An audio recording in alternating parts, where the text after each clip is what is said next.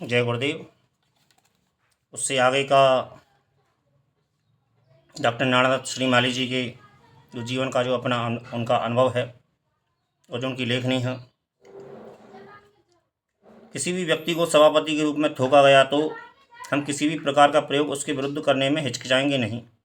या तो वह उस प्रयोग से अपने आप को बचाए या समाप्त हो, दो में से एक ही रास्ता हो सकता है। इस प्रश्न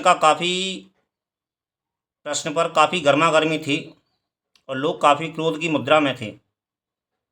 इस मध्याह्न विश्राम में मेरी पत्रकारिता प्रवृत्ति जाग गई थी और मैंने कुछ वशिष्ठ साधकों से जिज्ञासा भी की थी कि क्या कोई ऐसा व्यक्तित्व सामने आ जाएगा जो कि निर्विवाद रूप से श्रेष्ठ हो। तो मैंने पाया कि कोई भी अपने आप में स्पष्ट नहीं था, परंतु सभी इस भावना में अवश्य थे कि जो भी सभापति बनेगा उसे कठिन परीक्षा में से अवश्य ही गुजरना पड़ेगा। यह भी स्पष्ट था कि सभापति वही हो सकेगा जो सभी विषयों में श्रेष्ठ होगा और जिसकी सभी क्षेत्रों में गति होगी। इस वाद विवाद में किसी की मृत्यु हो जाए ऐसा संभव नहीं था। मैंने भुरभुआ बाबा से भी यह जिज्ञासा रखी तो वे शांत चित्त थे। उन्होंने कहा कि इस प्रकार के सम्मेलन में ऐसा सब कुछ होना स्वाभाविक है। सभी अपने अपने क्षेत्रों में अद्वितीय हैं और वे किसी अन्य को अपने ऊपर सहज ही हावी नहीं होने देते। फिर भी मुझे विश्वास है कि सायकालीन बैठक में अवश्य ही सभापति की समस्या का समाधान हो सकेगा। मैं इस अवसर को हाथ से नहीं जाने देना चाहता था। अतः अधिक से अधिक हठयोगियों और तांत्रिकों से मिलना चाहता था और उनसे जानना चाहता था। मैंने यह अनुभव किया कि वास्तव में ही सभी व्यक्तित्व अपने अपने क्षेत्र में अद्वितीय थे और उनके पास साधनाओं का, क्रियाओं का और विशिष्ट ज्ञान का भंडार था। उन्होंने अपना पूरा जीवन इस कार्य में लगा दिया था।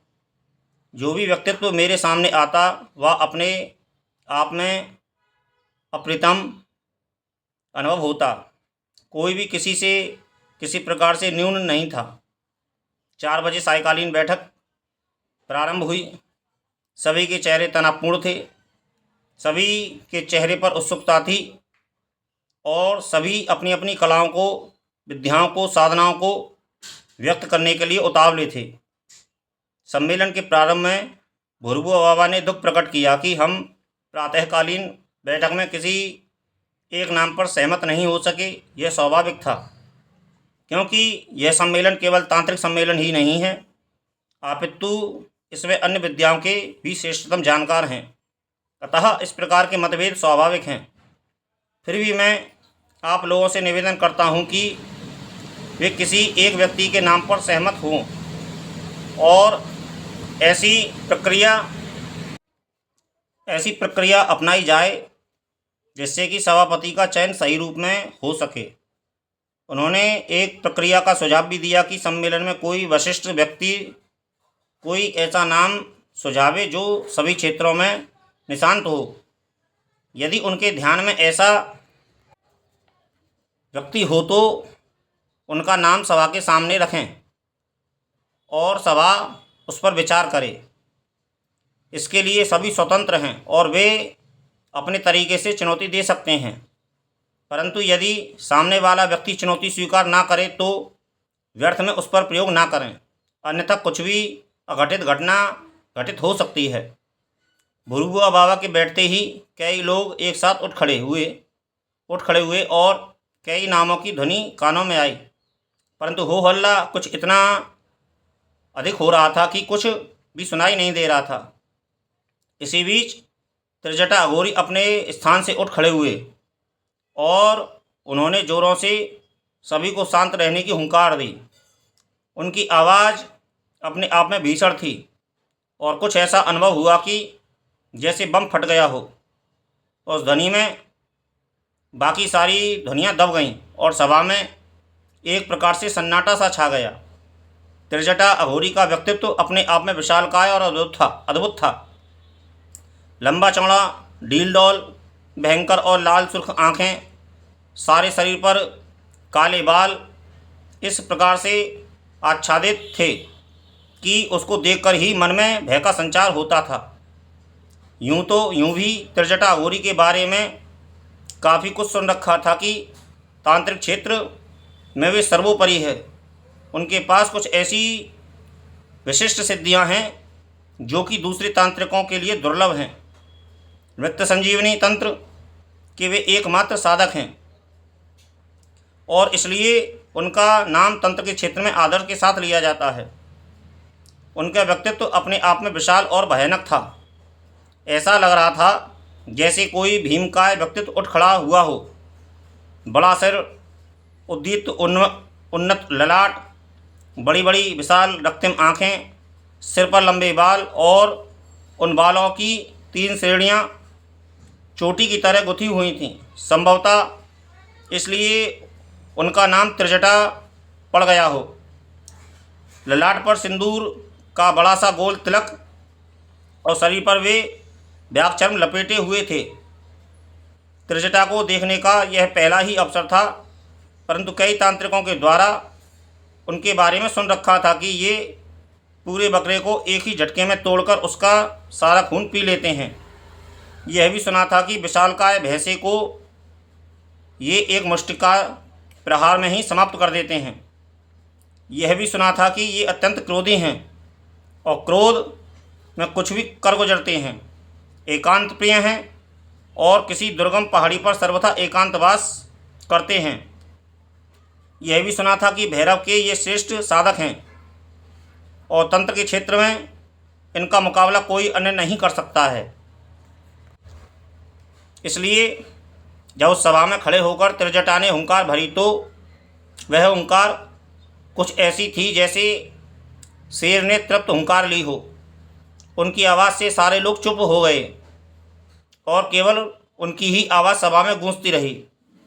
उन्होंने कहा कि इस प्रकार का समय व्यर्थ में जा रहा है और यदि समय का इसी प्रकार अपव्यय होगा करना है तो फिर पुनः अपने स्थान पर जाता हूँ, क्योंकि केवल वाद विवाद से कुछ भी हल होना संभव नहीं है।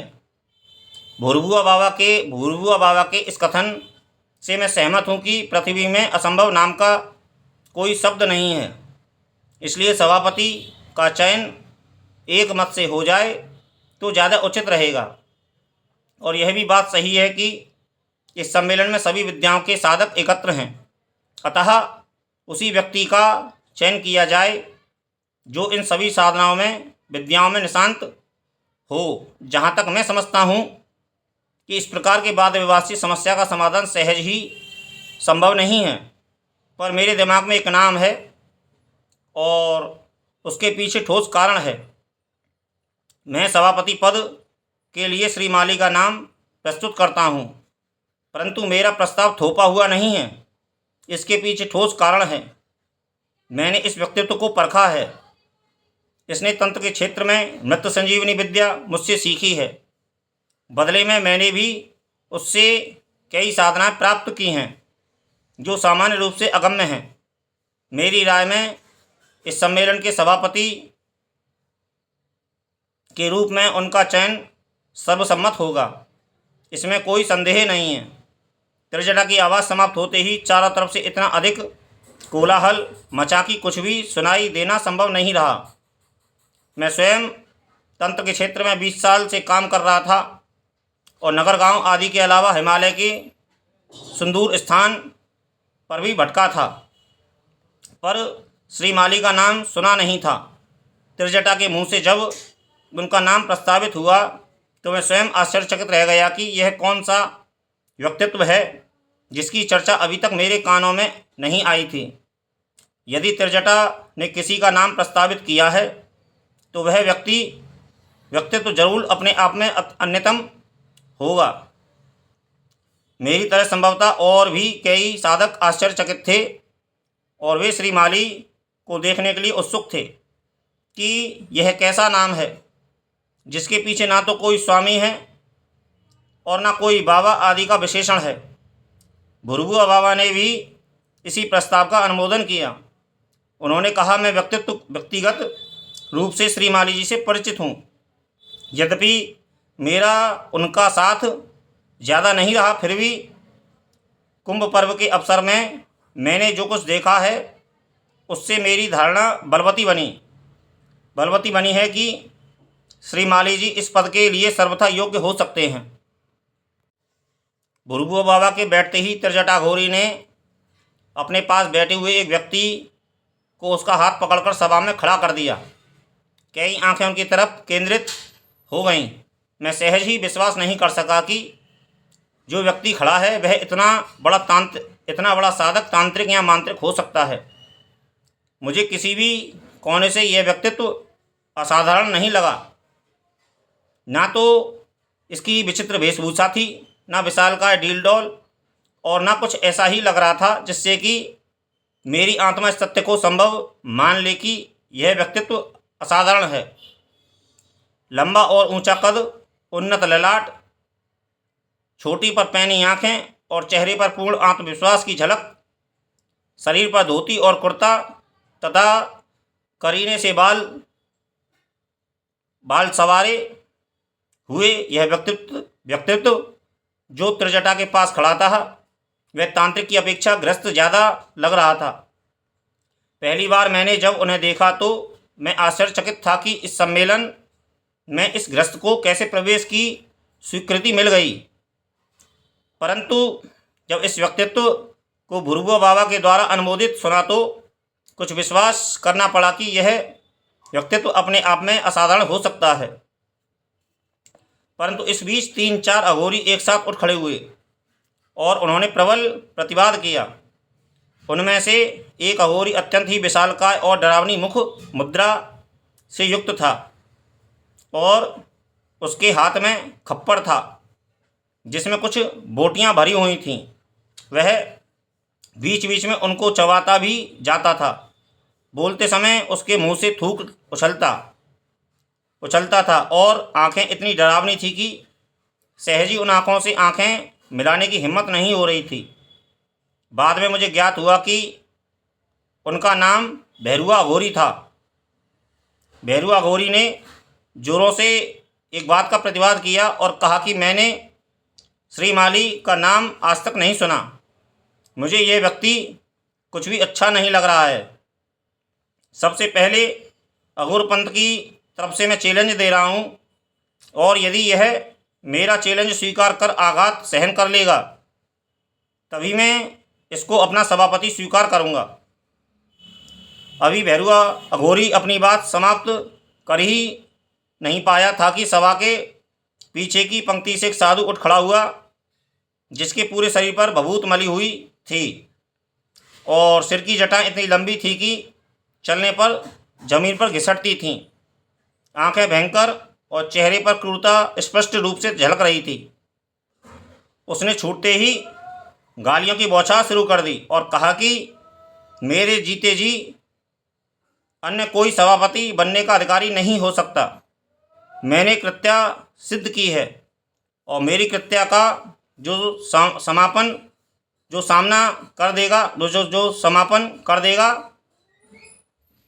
वही सभापति बन सकेगा, अन्यथा मैं उसको खड़े खड़े ही राख की ढेरी बना दूंगा। श्री माली क्या है, किस खेत की मूली है, ये अपने आप को समझता क्या है। और इसके साथ ही साथ उसके मुंह से गालियों की बौछार इस भीषण वेग से हो रही थी कि सारी सभा में सन्नाटा छा गया। मेरी आंखें एक बार उस बाबा को देख रही थीं और दूसरी बार श्री माली को परख रही थीं, पर मैंने देखा कि उनके चेहरे पर किसी प्रकार की कोई सिकन या भय की रेखा तक नहीं थी, अपितु वहाँ पर एक आत्मविश्वास की झलक दिखाई दे रही थी। मैंने यह भी अनुभव किया कि इन दोनों व्यक्तियों के सामने किसी अन्य तांत्रिक को बोलने की हिम्मत नहीं हो रही थी, क्योंकि अभी अभी जो बाबा उठ खड़े हुए थे ये कपाली बाबा थे और यह सुना था कि इन्होंने 64 कृत्याएं सिद्ध कर रखी हैं और उनका प्रयोग किसी भी क्षण करने में समर्थ हैं। अतः दूसरे तांत्रिक स्वभावतः ही कपाली बाबा से घबराते थे और यदि कुछ अन्य तांत्रिकों नृकृत्या प्रयोग सीखी भी होगी तो उन्होंने एक या दो कृत्या से ज़्यादा सिद्ध नहीं की होगी। त्रिजटा उठ खड़ा हुआ। क्रोध से उसका चेहरा तमतमाया हुआ था। उसने कपाली बाबा तथा भैरुआ अघोरी के चैलेंज को स्वीकार करते हुए कहा कि कपाली बाबा का चैलेंज मैं तो स्वीकार करने में समर्थ नहीं हूँ, परंतु श्री माली अवश्य ही स्वीकार करेंगे और समुचित उत्तर देंगे। मुझे उन पर और उनके ज्ञान पर पूरा भरोसा है। मुझे यह भी ध्यान है कि उन्होंने मंत्र के क्षेत्र में सर्वोच्चता प्राप्त की है और वे विश्वविख्यात योगीराज सच्चिदानंद के प्रिय शिष्य हैं। साथ ही साथ निखिलेश्वरानंद के रूप में उन्होंने सभी प्रकार की कृतियाँ सिद्ध की हैं और इस नाम से भी तांत्रिक समुदाय परिचित है। इन्होंने अपना नाम ग्रस्त में जाने पर बदला है। भुरभुआ बाबा ने भी इस समस्या का निराकरण जल्दी से जल्दी हल करने के लिए प्रार्थना की और उन्होंने उपाय सुझाया कि मंच पर श्री माली जी खड़े हो जाते हैं और आप में से 3 या 5 साधक उनको चैलेंज देकर उनकी परीक्षा ले सकते हैं। ऐसा कहते कहते भुरभुआ बाबा ने श्री माली जी का हाथ पकड़कर उन्हें मंच पर लाकर खड़ा कर दिया। इस बीच अघोरियों और तांत्रिकों के बीच काफ़ी गहमागहमी चल रही थी, परंतु जब उन्हें यह ज्ञात हुआ कि श्री माली जी का पूर्व नाम निखिलेश्वरानंद ही था तो कई साधक शांत हो गए, क्योंकि इस नाम से वे पूर्णतः परिचित थे और उनकी सिद्धियों के बारे में भी उन्होंने काफ़ी कुछ सुन रखा था। माँ कृपाली भैरवी यह कहते हुई सुनी गई थी कि इस सभा में अब इनसे बढ़कर और कोई साधक नहीं है। इनका सामना जो भी करेगा वह व्यर्थ में अपना अपमान ही कराएगा। अघोरियों ने तथा तांत्रिकों ने खड़े होकर एक स्वर से कहा कि हमारी तरफ से कपाली बाबा नियत हैं और सभापति का चयन अब इन दोनों में से ही होना है। वे दोनों परस्पर अपनी सिद्धियों के माध्यम से निर्णय कर लें कि कौन सर्वश्रेष्ठ है, क्योंकि हमारी राय में कपाली बाबा के समान ऊंचा और श्रेष्ठ तांत्रिक और कोई नहीं है। भैरुआ अघोरी ने भी इसी तथ्य की पुष्टि की। कपाली बाबा और श्री माली जी में परस्पर संघर्ष हो जाए और इन दोनों में जो जीत जाएगा वही इस सभा का सभापति बन जाएगा। तब तक कपाली बाबा उठ खड़े हुए और वहीं खड़े खड़े उन्होंने चैलेंज दिया कि यह बच्चा है और मेरे पहले ही प्रहार से समाप्त हो जाएगा, इसलिए इसी को अधिकार देता हूं कि यह पहले अपना प्रयोग मुझ पर करे, क्योंकि मेरे प्रयोग करने के बाद तो श्री माली नाम का अस्तित्व ही संसार से मिट जाएगा। ऐसा कहते कहते वे जोरों से हंस पड़े। ऐसा लग रहा था जैसे कई फटे हुए बाँस एक साथ खड़खड़ा उठे हों। पहली बार श्री माली जी के मुंह से ध्वनि निकली। मैंने देखा कि इतने उग्र वातावरण में भी उनका चेहरा शांत और सरल था। चेहरे पर किसी प्रकार की उग्रता या क्रोध की कोई मात्रा दिखाई नहीं दे रही थी। उन्होंने वहीं खड़े खड़े कपाली बाबा की चुनौती स्वीकार करते हुए कहा कि कपाली बाबा मेरे लिए आदरणीय हैं, परंतु उनमें जो व्यर्थ का घमंड है यदि वे त्याग दें तो ज़्यादा उचित रहेगा, क्योंकि उनको मात्र अपनी कृत्याओं पर भरोसा है। पर उनको यह भी ध्यान रखना चाहिए कि दूसरे भी 64 कृत्याओं से संपन्न हो सकते हैं। श्री माली जी ने साथ ही साथ मुस्कुराते हुए यह भी कहा कि कपाली बाबा भ्रम में ना रहें, उनके प्रहार से या प्रयोग से मेरा कुछ भी नहीं बिगड़ेगा। अस्तित्व मिटने की बात तो अलग है, कपाली बाबा के अलावा भी मैं अन्य सभी अघोरियों और तांत्रिकों की चुनौती स्वीकार करने के लिए तैयार हूँ। मुझे सभापति पद की इच्छा नहीं है या इस इच्छा के वशीभूत होकर यह सब कुछ नहीं कर रहा हूँ, पर व्यर्थ का जो अहम कपाली बाबा तथा अन्य तांत्रिकों और अघोरियों में है, उस अहम को चुनौती स्वीकार करने के लिए मैं इस मंच पर उपस्थित हूँ। इस बीच कई अघोरी उठ खड़े हुए और उन्होंने कहा कि हमें कपाली बाबा सर्वश्रेष्ठ हैं और उनको परास्त करना हमें परास्त करना है। तांत्रिकों ने भी इसी मत को दोहराया और उन्होंने यह भी कहा कि हमारी तरफ से प्रतिस्पर्धी के रूप में कपाली बाबा हैं। श्री माली जी ने मंच पर भुरभुआ बाबा को एक स्थान पर बिठा दिया और मंच के बीच में खड़े हो गए। इधर सभा के मध्य में कपाली बाबा के रूप में विशाल और डरावना व्यक्तित्व खड़ा था।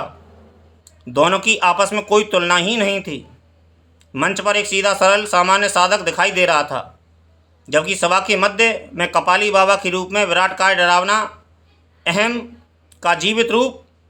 मैं अभी तक यह निश्चय नहीं कर पा रहा था कि मंच पर जो व्यक्तित्व खड़ा है क्या वह कपाली बाबा का सामना कर सकेगा।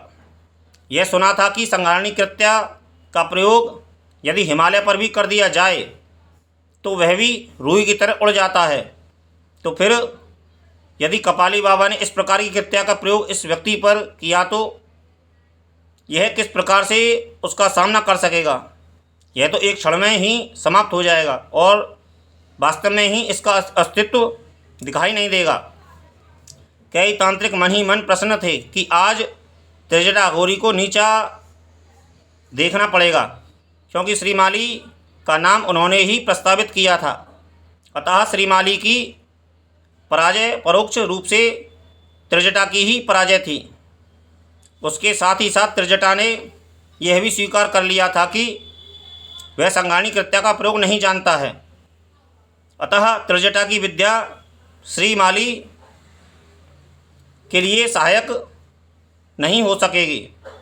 पूरी सभा का माहौल एक अजीब सा हो गया था और सभी लोग आतंकित थे कि आज कुछ न कुछ होकर रहेगा। अधिकांश लोगों की राय यही थी कि त्रिजटा ने श्री माली को बलि का बकरा बना दिया है और कपाली बाबा इसे पहले ही प्रयोग में समाप्त कर देंगे, क्योंकि अधिकांश साधक कपाली बाबा उनकी सिद्धियां और उनके क्रोध से परिचित थे। उनका सामना करने की हिम्मत किसी में नहीं थी। तभी श्री माली जी ने कपाली बाबा को चैलेंज दिया कि आपको जो अहम है कि आप पहले ही प्रयोग में मैं समाप्त हो जाऊंगा, यह आपका भ्रम है। आप वृद्ध हैं, अतः पहला प्रयोग आप ही मुझ पर करें और यह भी मैं स्पष्ट रूप से कह दूं कि आपके पास ऊंचे से ऊंचा जो संहारक अस्त्र हो उसका प्रयोग कर दें, जिससे कि आपके मन में मलाल न रहे।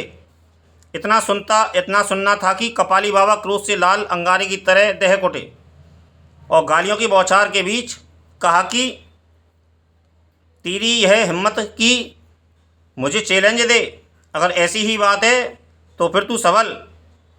श्री माली जी मंच पर खड़े थे। सारी सभा में सन्नाटा सा छाया हुआ था।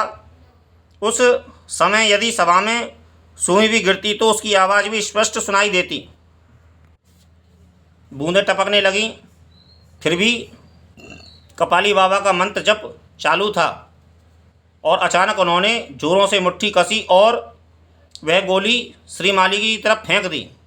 मैंने अपने पास बैठे तांत्रिक से प्रश्न किया कि इस बार कपाली बाबा ने कौन सा प्रयोग किया है, तो वैसे उसका चेहरा पीला पड़ गया। उसने कहा कि यह विध्वंस प्रयोग है और इसके पीछे 52 भैरव शक्ति प्रयोग कार्य करता है। इसके साथ ही साथ इस प्रयोग में 64 योगिनियों का भी प्रभाव कार्य करता है। यह प्रयोग सर्वाधिक संहारक और विध्वंसक होता है। मेरी दृष्टि संभवतः ही श्री माली जी के चेहरे पर जम गई। ऐसा लगा कि जैसे वे लड़खड़ा गए हों। अचानक उन्हें एक सेकंड के लिए मंच पर बैठते हुए भी देखा और दूसरे ही क्षण वे उठकर खड़े हो गए और उन्होंने अपनी आंखें खोल दी। पूरी सभा में हर्ष की लहर दौड़ गई और त्रिजटा अघोरी ने दौड़कर श्री माली जी को अपने कंधे पर उठा लिया। हर्ष में उन्होंने किलकारी की और पुनः मंच पर उन्हें खड़ा कर अपने स्थान पर जा खड़ा हुआ। सारी सभा हस्तप्रद थी कि यह साधारण सा दिखने वाले व्यक्तित्व इतना असाधारण हो सकता है। निश्चय ही श्री माली जी उच्च कोटि के ज्ञाता हैं, जो कपाली बाबा से सामना ले सकता है। उसकी सिद्धियों की था संभव नहीं है। इधर कपाली बाबा थक से गए थे, उनका चेहरा सफ़ेद पड़ गया था और आँखों में क्रोध की जगह याचना झलकने लगी थी। उनके सहयोगी जो अघोरी थे वे अपने आप में कमजोरी अनुभव करने लगे थे और एक प्रकार से परास्त से प्रतीत हो रहे थे। श्री माली जी ने कहा, कपाली बाबा, क्या आपके मन में कुछ और है? इस विध्वंसक प्रयोग को झेलने से श्री माली जी के चेहरे पर क्रोध की मात्रा ज़रूरत से ज़्यादा आ गई थी। आँखों में ललाई सी दिखाई दे रही थी और पूरा शरीर अंगारे की तरह लाल अनुभव हो रहा था। श्री माली जी ने कहा, कपाली बाबा, प्रत्येक साधना के कुछ नियम होते हैं। कोई भी साधक अपने नियमों से आगे नहीं जाता। भीषण से भीषण शत्रु भी इस प्रकार का प्रयोग सामने वाले पर नहीं करता, क्योंकि इस प्रकार का प्रयोग तांत्रिक मान्यताओं के विपरीत है, साथ ही साथ मानवता के भी विरुद्ध है। आपने मानवता को भी स्पर्श नहीं किया और इस प्रकार का प्रयोग मुझ पर किया है। यदि ऐसा ही प्रयोग किसी पहाड़ पर भी करते तो उसका अस्तित्व समाप्त हो जाता। यह ज्ञात ही नहीं रहता कि वहाँ किसी समय पहाड़ भी था। कपाली बाबा, अब मैं तुमको छोड़ूंगा भी नहीं, पर मानवता के साथ तुमने 2 प्रयोग मुझ पर किए हैं। अब मैं एक प्रयोग तुम पर करता हूँ। यदि इस प्रयोग से तुम बच गए या इस प्रयोग को झेल लिया तो मैं अपने आप को परास्त मान लूँगा। चाहता तो मैं यह था कि तुम्हें परास्त कर दूँ, परंतु अभी तक मैंने मानवता छोड़ी नहीं है। मैं सावधान कर रहा हूँ कि 3 मिनट के भीतर भीतर प्रयोग करूँगा और तुम्हें संभालना है तो संभल जाना। और कहते कहते श्री माली जी की मुख की मुद्रा कठोर हो गई। उनका चेहरा लाल सुर्ख हो गया, आँखों से ज्वाला सी निकलने लगी और उनका हाथ हवा में लहराया। दूसरे ही क्षण नीचे आया और फिर तनकर सामने की तरफ मुट्ठी खुली, जैसे कि कोई वस्तु सामने की तरफ उछाली हो। एक ही क्षण में धड़ाम से कपाली बाबा नीचे गिर गए और उनके मुंह से खून निकलने लगा। आँखों में भैंसा छा गया और उन्हें एक ही क्षण में ऐसा लगने लगा था कि जैसे मृत्यु बहुत दूर ही नहीं रह गई हो। कई तांत्रिक एक साथ उठ खड़े हुए और कपाली बाबा के चारों तरफ घेरा डाल दिया। उनकी आंखें बुझने लगीं, उनका चेहरा सफ़ेद पड़ रहा था, उनके मुंह से खून निकल रहा था और ऐसा लग रहा था कि यदि 3-4 मिनट कोई उपाय नहीं किया गया या खून निकलना बंद नहीं हुआ तो कपाली बाबा जीवित नहीं बच सकेंगे। तभी श्री माली जी की आवाज़ गूंजी कि सभी भी इसमें से हट जाएं, अन्यथा उनको भी इसी प्रकार के प्रयोग का सामना करना पड़ेगा। यदि कपाली बाबा क्षमा मांग लेते हैं तो मैं उन्हें दया करके जीवन दान दे सकता हूँ।